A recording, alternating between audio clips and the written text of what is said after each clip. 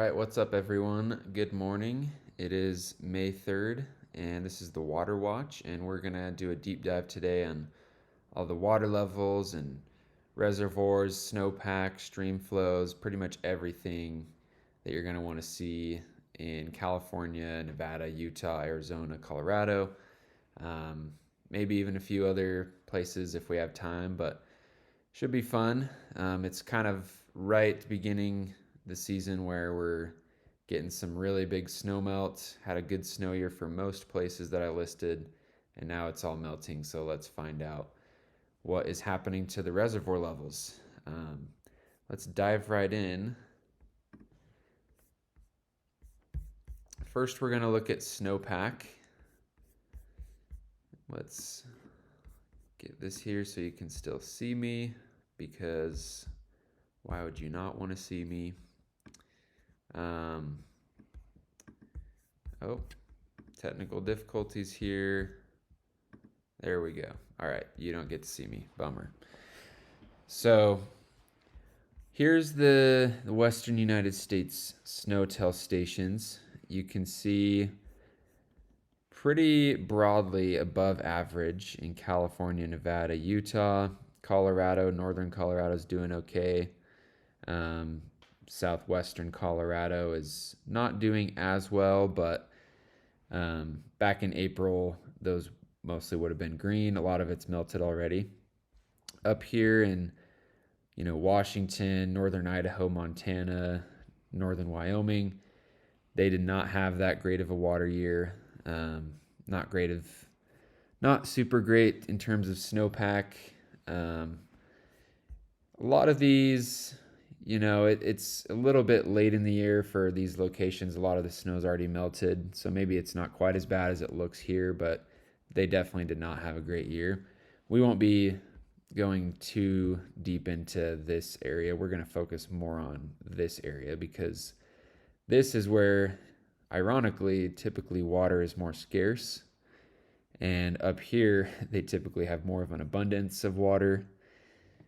So we're going to focus more on these states. So let's take a look at California first. We'll kind of go west to east here. California not only had a pretty good year, but a lot of these locations, if we click on them, and oh, that's not going to show us. Let's take a look here, see if we can get a graph to look at. Yeah, so Utah, these other locations will show you a graph. Lots of Californias won't. I don't know. California, figure your stuff out, but you can see just from the color, 575% of median, 234%, 608%, even though it's kind of late into the season, and that's maybe not an accurate representation of, how much snow they got in comparison to normal. That's still pretty incredible. They're doing very well, especially considering last year was a record year for a lot of these locations in the Sierra. Not so much Northern California, but two totally great years in a row. We'll take it. If we can look here closer, yeah, I wish that they would show us the graph. That would be nice. This station, Lassen Peak, I wish that it was showing it on here, but it was the deepest SNOTEL station this year. At one point, they had about 100 inches of snow water equivalent, which was more than any other location in the country, at least that I know of. You can correct me if I'm wrong. But pretty incredible that that spot, Lassen Peak, a much smaller volcano than its northern neighbor, Mount Shasta, got pretty much the most snow of anywhere in the country. And that's following an almost record-setting year. So now if we go down to the Tahoe area, everywhere is doing pretty good, except for whatever reason, Palisades, Tahoe didn't do as well as some of their closer neighbors this year. They peaked right around, let's see, looks like, yeah, they got close to average, but if you look at, let's go back here, where were we? Have so many tabs open, sneak peek of what we'll look at soon. But if we just go a little bit north and look at the Snow Lab, you can see how well they did. A lot of it's melted already. If we go to Independence Camp, they also did very well. So Tahoe in general had a pretty good year. Not nearly as good as last year, but above average. Anytime we get an above average year, it's definitely something to be stoked about. So if we go further south into the Sierra, let's see if they have graphs. Nope, no graphs. Oh well. Tahoe's the only location that has their graphs figured out for their snow water equivalent. Here's Ebbets Pass a little bit further south. They peaked right around average, a little bit above average, and pretty much pacing for a normal year, which is great. Virginia Lakes. Yeah, so you get the picture. Great year in California. Following a record-setting year is, something to be stoked about. Keep saying it, but that's because it's true. So let's go further west here, or further east, sorry. Nevada does not have a ton of snow-tail stations, and a lot of them, this says 700% of normal right now, and that's because usually the snow's pretty much all gone by this point in the year. But even so, you can see how much above normal they were when they peaked. So Nevada had a great snow year. They don't really have a whole lot of reservoirs that they're filling. It's kind of just the Great Basin. The water's not really going anywhere other than the ground, but hey, that's awesome. We'll take it. Hole in the Mountain Snowtail Station had a great year. They're still about double what they usually have this time of year. If we go further north, similar story. Everywhere did quite well. If we go to Wheeler Peak, yeah, they peaked at around 20 inches of SWE. They've still got quite a bit. They still have more than they typically have in a normal water year. Berry Creek. Yeah, so Nevada did great. This one says 58%, but you can see it's just melting pretty fast. They peaked way above normal. And that's the case with a lot of these stations right now since it's beginning of May. So, yeah, we won't spend too much time on Nevada because honestly it's not too important in the big picture in terms of how much water is in the West because it's just the Great Basin and water kind of just sits there. So let's look at Utah now. Utah had another great year following also a record-setting year, especially up north. Pretty much everywhere. Everywhere had a great year. If we look at Cascade Mountain, they peaked above normal, and they're still above normal with how fast they're melting. Oh, hey, what's up?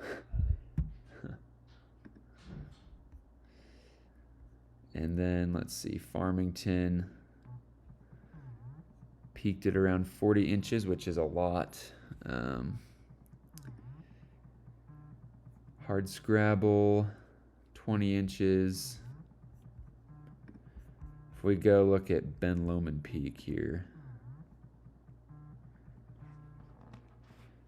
So this is typically one of the deepest, snowiest spots in the state. And you can see they peaked with above 50 inches, which is well above their normal peak, which is around, 30. If we click this here, get a better look at it.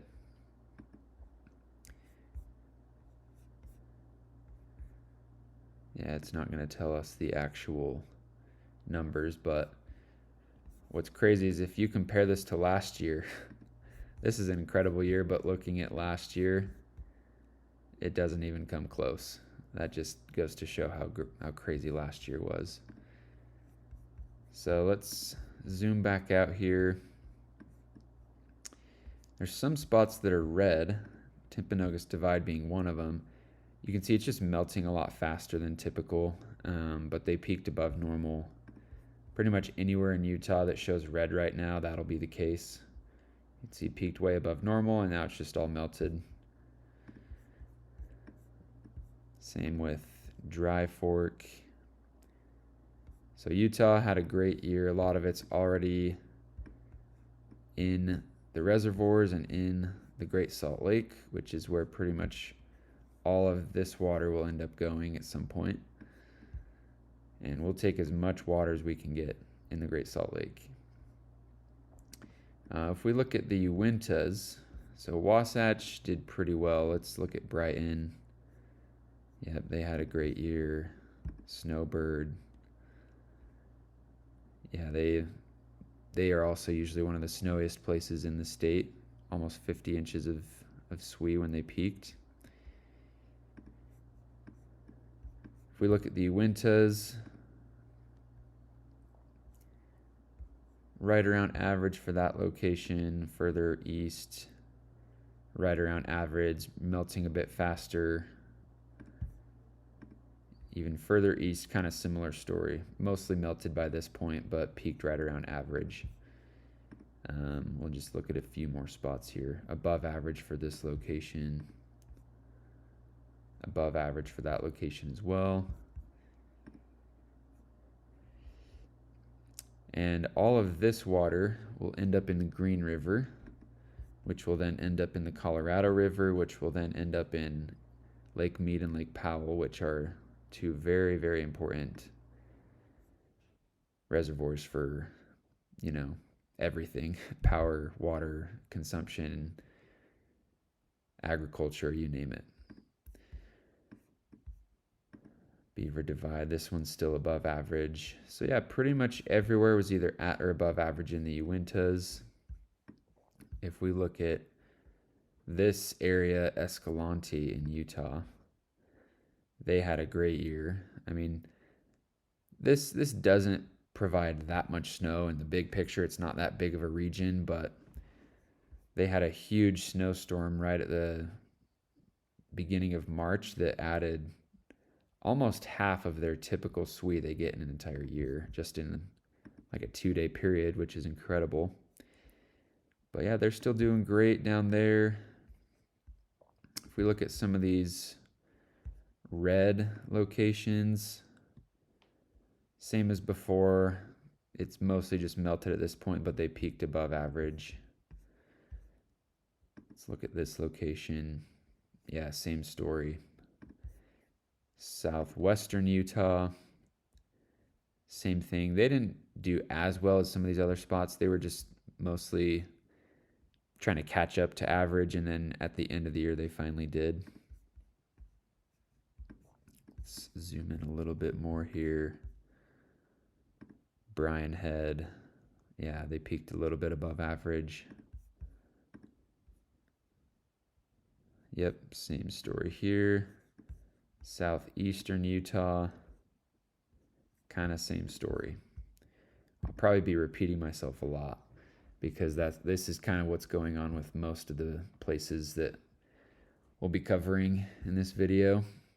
Above average when they peaked, and then now it's just melting a bit faster than usual. But yeah, that's pretty much it for Utah. Can't think of a whole lot more. Yeah, this location did very well. Can't think of a whole lot more interesting things to point out here other than just a good year. We'll take it.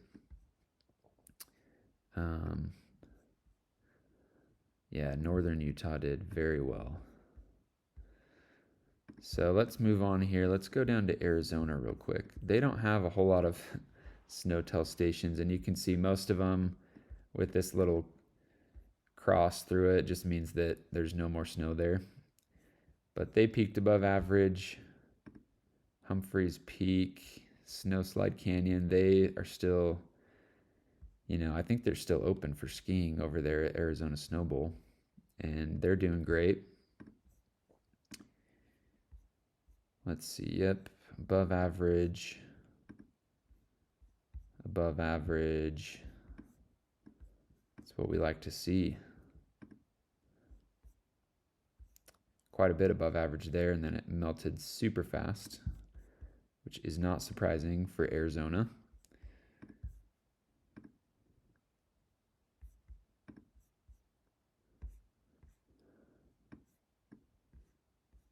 So let's go to Colorado. Colorado is kind of the same story as Utah, except they didn't have as good of a year. And then southwestern Colorado was kind of just catching up to average, and then finally did, and then now they're melting faster. So we'll look at that first. Yeah, so almost average and now mostly melted at this location. Let's zoom in on the San Juans here. So this location, not quite average. But then if we look at some of these other ones, they peaked basically right at average. Same with that location, was a bit above average. Average here.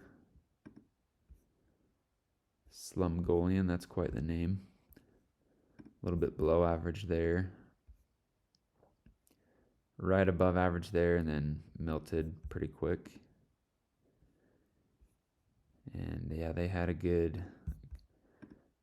just typical average year down here in the San Juans. Let's go up a little bit further north to the Elk Mountains. You can see they peaked above average. Most locations will probably show this. Let's look at this red one, McClure Pass, right at around average there. Same with this location. If we look closer to Aspen, a bit above average. It'll be interesting to look at these after this big snowstorm that's coming in the next few days here. This location is basically at their peak right now, which is not uncommon to see in Colorado for them peaking in early May. Beaver Creek, yeah, we'll just kind of work our way northeast. So yeah, you kind of get the picture. Mostly average or above average in most of these locations. And a lot of them are peaking like right now, and will probably continue to go up with this coming storm this weekend and early next week. Fremont Pass, yep, they're still going up. So a lot of the snow